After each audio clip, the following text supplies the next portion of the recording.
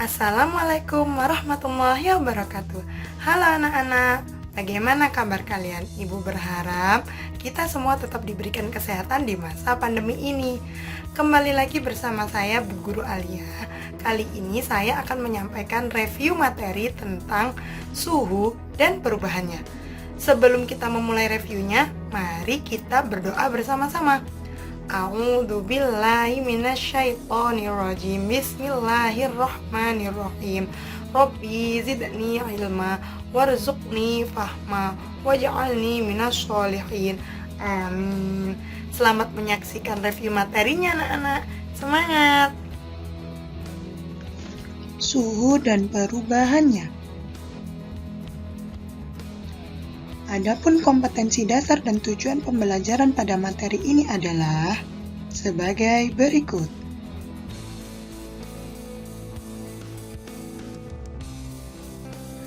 Pertama-tama, kita akan belajar tentang suhu.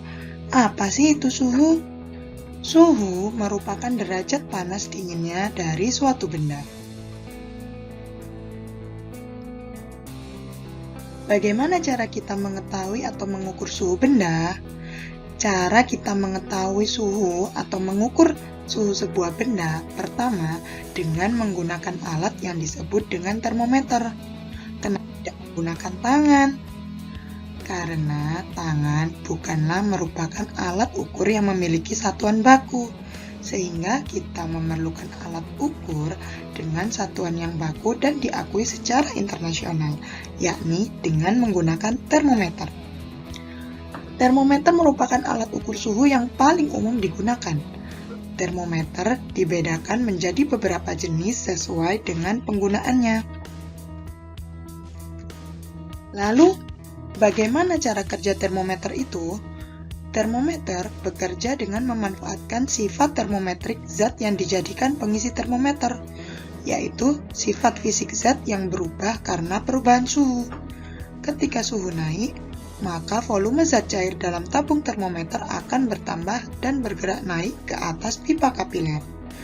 Jika kenaikan atau perubahan suhu semakin besar, maka ketinggian zat cair dalam tabung akan semakin bertambah. Skala yang terdapat dalam tabung kaca dapat menunjukkan pertambahan suhu tersebut.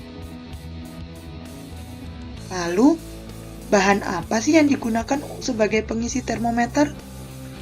Pengisi termometer menggunakan zat cair alkohol atau raksa sebagai zat pengisinya, dan tidak menggunakan air meskipun air sangat mudah ditemui dalam kehidupan sehari-hari. Kenapa air tidak digunakan sebagai zat pengisi termometer? Ada beberapa alasan mengapa air tidak digunakan sebagai zat pengisi tabung termometer. Pertama, air membasahi dinding kaca sehingga akan sulit membaca ketinggian air dalam tabung.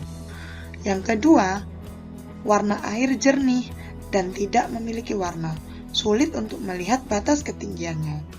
Yang ketiga, air memiliki jangkauan suhu yang terbatas, yakni 0 derajat Celcius sampai 100 derajat Celcius saja. Dan yang terakhir, air merupakan konduktor yang buruk, sehingga diperlukan waktu yang lama supaya bagian air mencapai suhu yang sama. Lalu, apa karakteristik raksa dan alkohol? Baik air raksa ataupun alkohol, masing-masing memiliki kelebihan dan kekurangan masing-masing. Untuk air raksa memiliki kelebihan pemuaiannya yang teratur, konduktor panas yang baik, tidak membasahi dinding kaca, memiliki kalor jenis yang kecil, serta rentang pengukuran suhunya luas, yakni dari minus 39 derajat Celcius sampai 357 derajat Celcius. Tapi, raksa juga memiliki kekurangan. Adapun kekurangan air raksa yakni, yang pertama, raksa termasuk ke dalam bahan kimia berbahaya. Akan sangat berbahaya apabila termometer air raksa jatuh dan pecah. Kekurangan yang lain yakni air raksa tidak bisa digunakan untuk mengukur suhu yang sangat rendah. Selanjutnya yakni tentang alkohol. Alkohol memiliki kelebihan, yakni pertama, alkohol merupakan konduktor panas yang baik. Yang kedua, alkohol mudah memuai. Yang ketiga, alkohol memiliki kalor jenis yang baik. Yang keempat, alkohol memiliki rentang pengukuran yang luas dari minus 114 derajat Celcius sampai 78 derajat Celcius. Namun, alkohol memiliki kekurangan juga. Yang pertama, alkohol tidak berwarna, sehingga sulit dilihat, jadi harus diberi pewarna terlebih dahulu. Yang kedua, alkohol tidak bisa digunakan untuk mengukur suhu yang sangat tinggi. Dan yang ketiga, alkohol bersifat membasahi dinding kaca.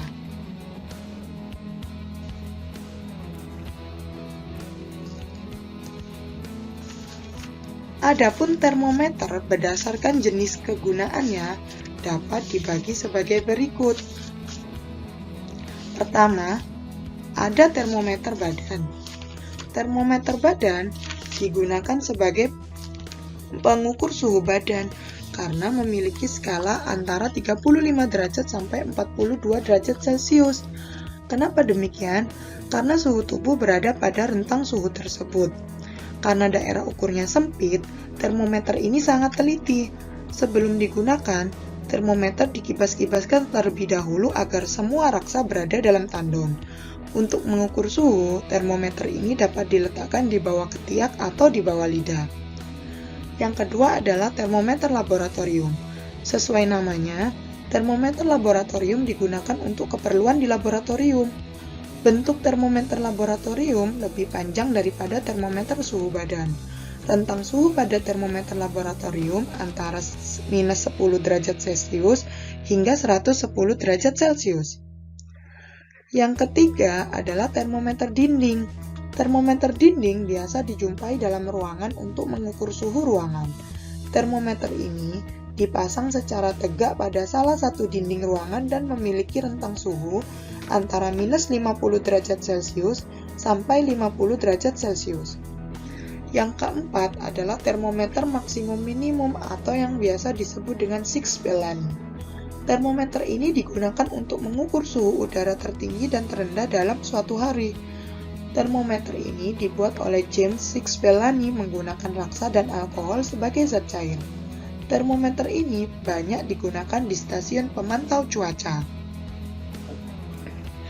Pertanyaan yang pertama yakni, sebutkan 3 macam jenis termometer berdasarkan kegunaannya selain yang sudah Bu Alia sebutkan pada contoh. Bu Alia ulangi lagi ya. Pertanyaan yang pertama, sebutkan 3 jenis termometer berdasarkan kegunaannya selain yang sudah saya sebutkan pada contoh. Sudah jelas kan anak-anak? Yang kedua adalah jenis termometer berdasarkan skalanya. Yang pertama ada termometer Celcius. Termometer Celcius ditemukan oleh Andreas Celsius, seorang ahli fisika Swedia. Celsius menentukan titik tetap bawah skala termometer dengan patokan suhu es yang sedang mencair yang diberi skala 0 derajat. Titik tetap atasnya berpatokan pada suhu air mendidih pada tekanan 76 cm/Hg yang diberi skala 100 derajat Celcius. Satuan suhu yang diukur menggunakan termometer Celsius yaitu derajat Celcius, ditulisnya derajat Celcius. Yang kedua adalah termometer Fahrenheit. Termometer jenis ini dikenalkan oleh Gabriel de Fahrenheit, seorang ahli fisika Jerman. Fahrenheit menetapkan titik tetap bawah yaitu suhu campuran es dan garam amonium klorida. Titik ini ditetapkan menjadi 0 derajat. Suhu campuran air dan es atau titik beku air pada termometer Fahrenheit diberi skala 32 derajat. Sementara titik tetap atas termometer ini yaitu suhu air mendidih yang diberi skala 212 derajat. Satuan suhu yang diukur menggunakan termometer Fahrenheit yaitu derajat Fahrenheit. Yang ketiga adalah termometer Réaumur. Termometer ini dikenalkan oleh Réaumur, seorang ahli fisika Prancis. Skala terendah dari termometer ini adalah 0 derajat dan skala tertingginya adalah 80 derajat. Satuan suhu yang diukur menggunakan termometer Réaumur yaitu derajat Réaumur, ditulisnya derajat Réaumur. Termometer dengan skala ini merupakan termometer yang jarang digunakan. Dan yang terakhir adalah termometer Kelvin. Skala pada termometer Kelvin ditetapkan oleh ilmuwan Inggris William Thomson Kelvin. Kelvin menetapkan skala pada termometernya berdasarkan batas energi kinetik yang dimiliki oleh benda. Berdasarkan teori kinetik partikel, benda berhenti bergerak pada suhu minus 273 derajat Celcius.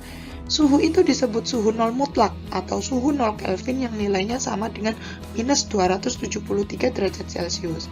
Oleh karena itu, dalam skala Kelvin, untuk menetapkan suhu digunakan es melebur adalah 273 Kelvin, sedangkan suhu air mendidih adalah 373 Kelvin. Skala Kelvin merupakan satuan internasional untuk temperatur. Skala Kelvin disingkat dengan K tanpa simbol derajat karena merupakan suhu mutlak. Adapun perbandingan skala Celcius, Fahrenheit, Réaumur, dan Kelvin bisa kalian lihat pada tabel atau gambar berikut ini. Lalu, bagaimana cara kita mengkonversikan suhu dari Celcius ke Kelvin, dari Celcius ke Réaumur, dari Réaumur ke Fahrenheit, dari Fahrenheit ke Celcius, dan seterusnya? Silakan simak video berikut ini. Selamat datang di media edukasi video kami, Sumayasa Dum Edukasi, media pembelajaran asik, kreatif, dan menyenangkan.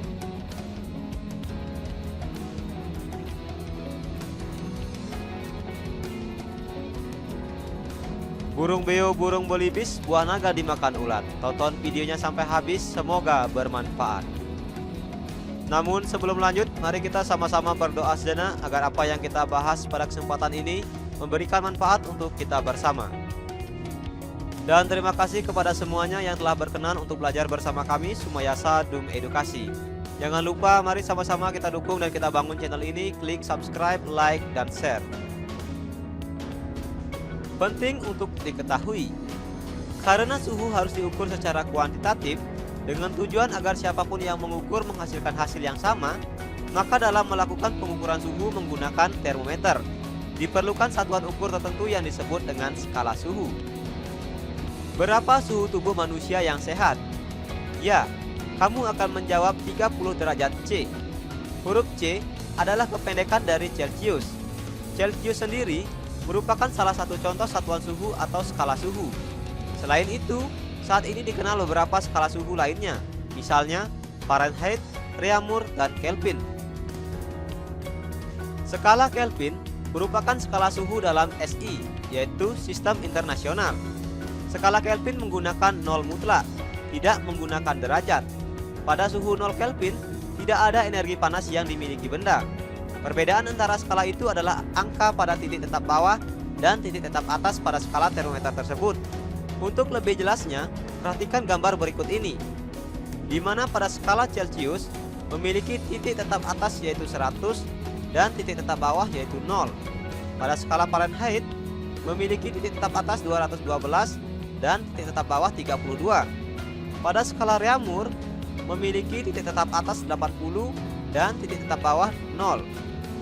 Pada skala Kelvin memiliki titik tetap atas 373 dan titik tetap bawah 273.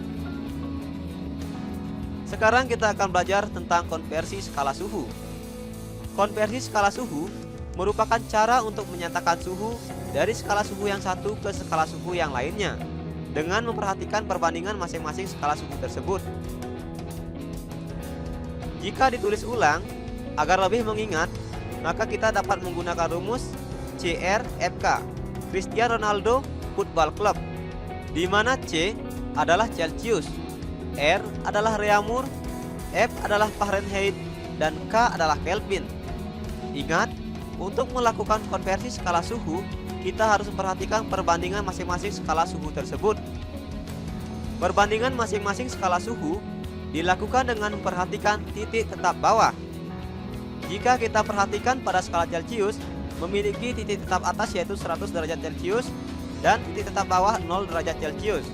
Sedangkan pada skala Reaumur memiliki titik tetap atas 80 derajat Reaumur dan titik tetap bawah 0 derajat Reaumur. Pada skala Fahrenheit memiliki titik tetap atas 212 derajat Fahrenheit dan titik tetap bawah 32 derajat Fahrenheit. Sedangkan Kelvin sendiri memiliki titik tetap atas yaitu 373 dan titik tetap bawah yaitu 273. Berdasarkan titik tetap atas dan titik tetap bawah ini, sekarang kita akan mencari perbandingan dari masing-masing skala suhu, yaitu dengan cara titik tetap atas dikurang titik tetap bawah. Misalnya pada skala Celcius ini, hasil pengurangannya dari 100 dikurang 0 yaitu 100.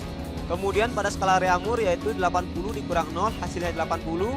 Dan pada skala Fahrenheit yaitu 212 dikurang 32 hasilnya 180. Dan pada skala Kelvin 373 dikurang 273 hasilnya adalah 100. Kemudian dari masing-masing perbandingan skala ini kita sama-sama bagi 20. 100 dibagi 20 dapat 5, 80 dibagi 20 dapat 4, 180 dibagi 20 dapat 9, dan 100 dibagi 20 dapat 5. Sehingga perbandingan untuk masing-masing skala ini yaitu Celcius berbanding Reaumur berbanding Fahrenheit berbanding Kelvin yaitu 5 berbanding 4 berbanding 9 dan berbanding 5. Dari sini kita memiliki rumus untuk konversi skala suhu yaitu C/5 sama dengan R/4 sama dengan F dikurang 32/9 sama dengan K dikurang 273/5. Nah, untuk F dikurang 32 ini diperoleh 32-nya dari titik tetap bawah. Karena di sini sudah dijelaskan untuk melakukan perbandingan skala suhu itu dilakukan dengan memperhatikan titik tetap bawah.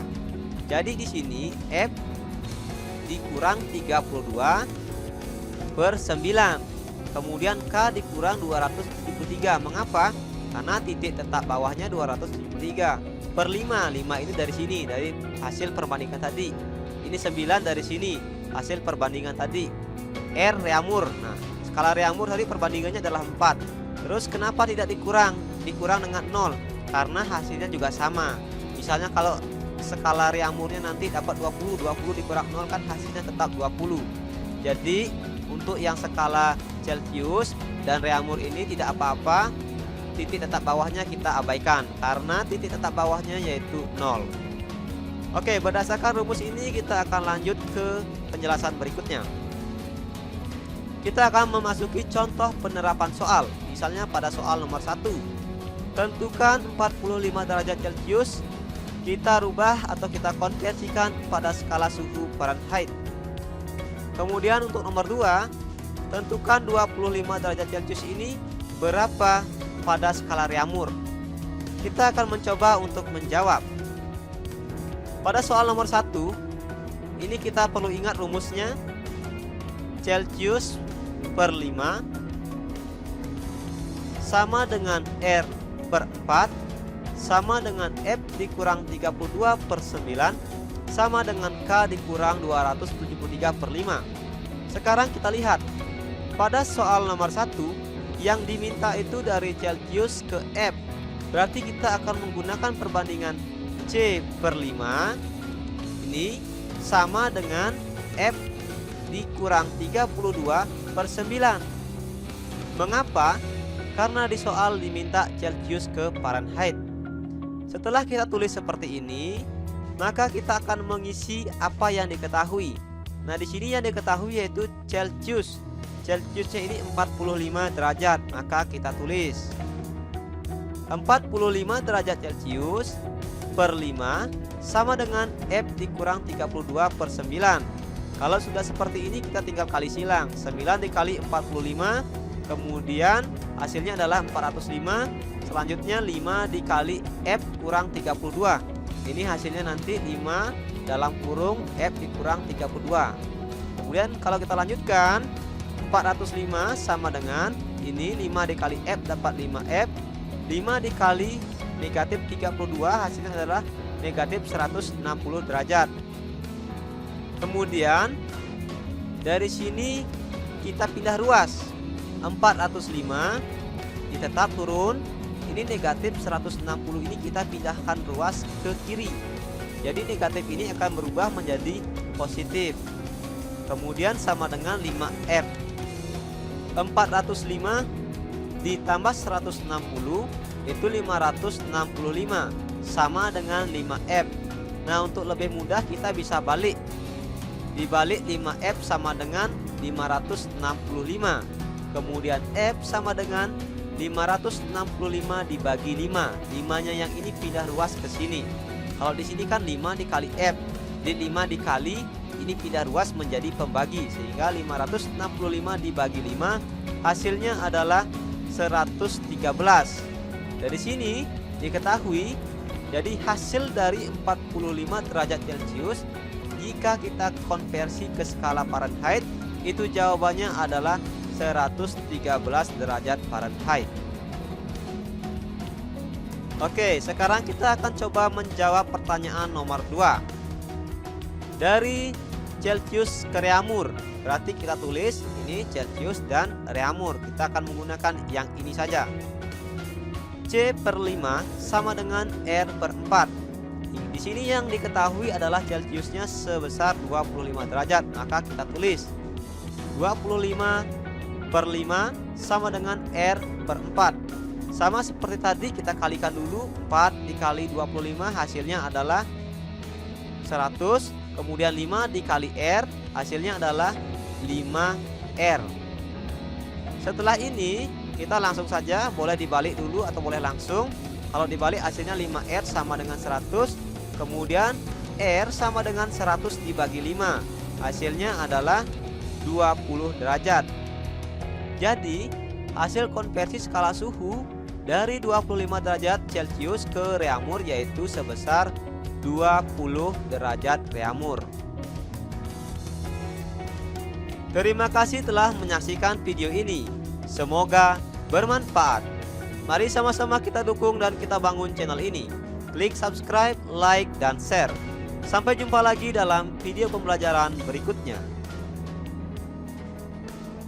Sebelum Bu Alia masuk ke pembahasan selanjutnya, saya akan membacakan soal yang kedua. Dalam percobaan, Anto memanaskan air. Setelah diukur, suhunya menunjukkan suhu 50 derajat Celcius. Berapakah suhu air tersebut jika diukur dalam skala Fahrenheit, Reaumur, dan Kelvin? Bu Alia ulangi lagi ya. Soal yang kedua. Dalam percobaan, Anto memanaskan air. Setelah diukur, suhunya menunjukkan suhu 50 derajat Celcius. Berapakah suhu air tersebut jika diukur dalam skala Fahrenheit, Reaumur, dan Kelvin? Pembahasan yang selanjutnya yakni kita akan membahas tentang perubahan akibat suhu. Adapun perubahan yang terjadi akibat suhu, yakni yang pertama, terjadinya pemuaian pada zat padat. Pemuaian zat padat bisa kalian amati pada saat menuangkan air mendidih ke dalam gelas yang kosong. Tahukah kalian apa yang akan terjadi? Iya, dinding gelas akan retak bahkan pecah. Peristiwa retak atau pecahnya dinding gelas ini disebabkan oleh pemuaian yang tidak merata pada gelas itu. Pada umumnya, zat padat akan memuai bila suhunya dinaikkan atau dipanaskan, dan sebaliknya jika zat padat akan menyusut bila suhu diturunkan atau didinginkan. Pemuaian yang dialami zat padat dapat berupa muai panjang, muai luas, dan muai ruang atau volume yang akan kita bahas satu persatu.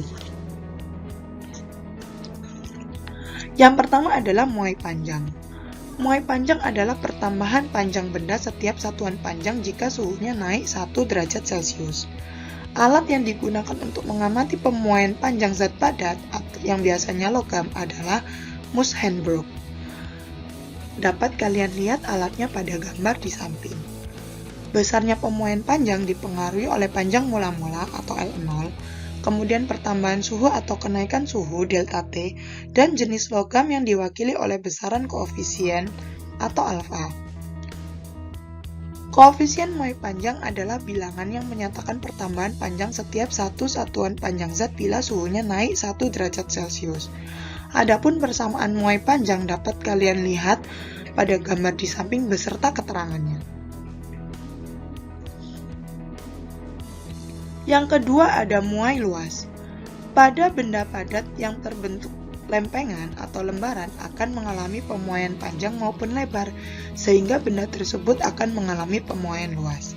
Secara matematis, besarnya muai luas pada zat padat bisa dirumuskan dengan persamaan sebagai berikut.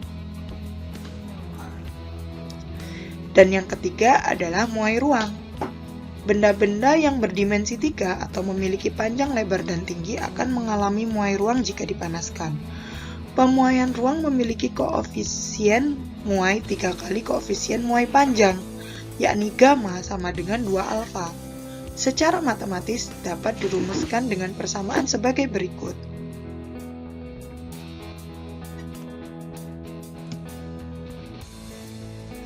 Yang kedua ada pemuaian zat cair. Apabila suhu zat cair dinaikkan, maka zat cair akan memuai, bahkan dengan kenaikan suhu yang sama. Pemuaian zat cair akan lebih besar dari zat padat.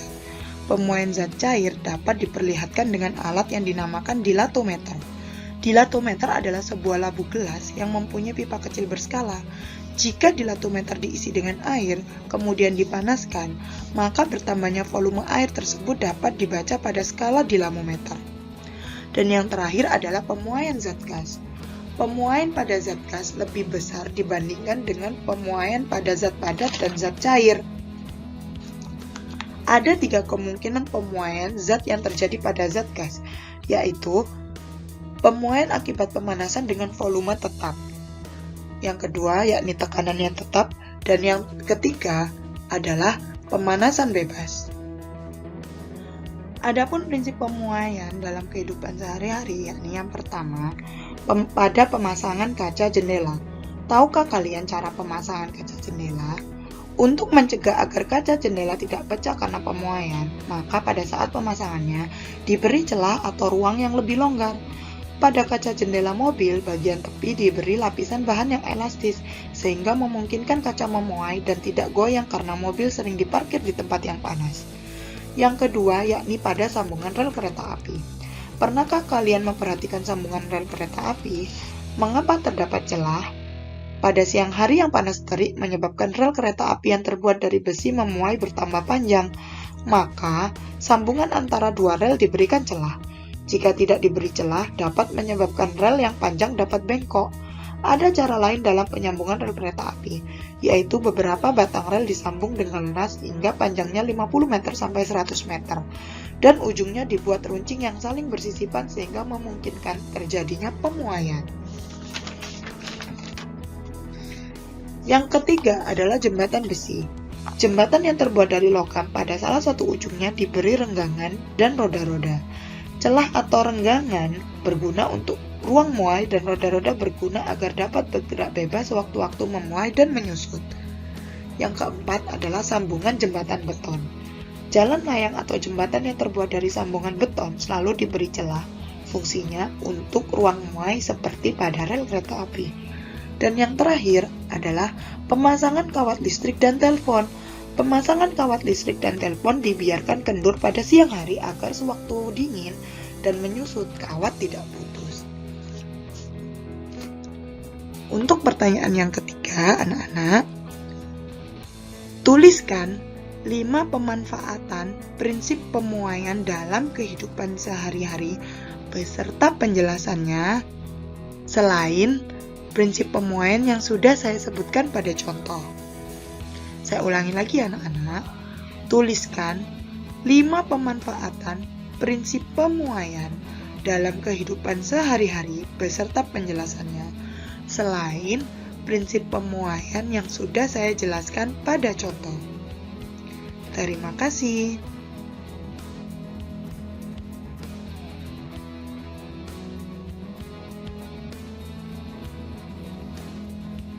Demikian review materi tentang suhu dan perubahannya yang bisa Bu Guru Alia sampaikan.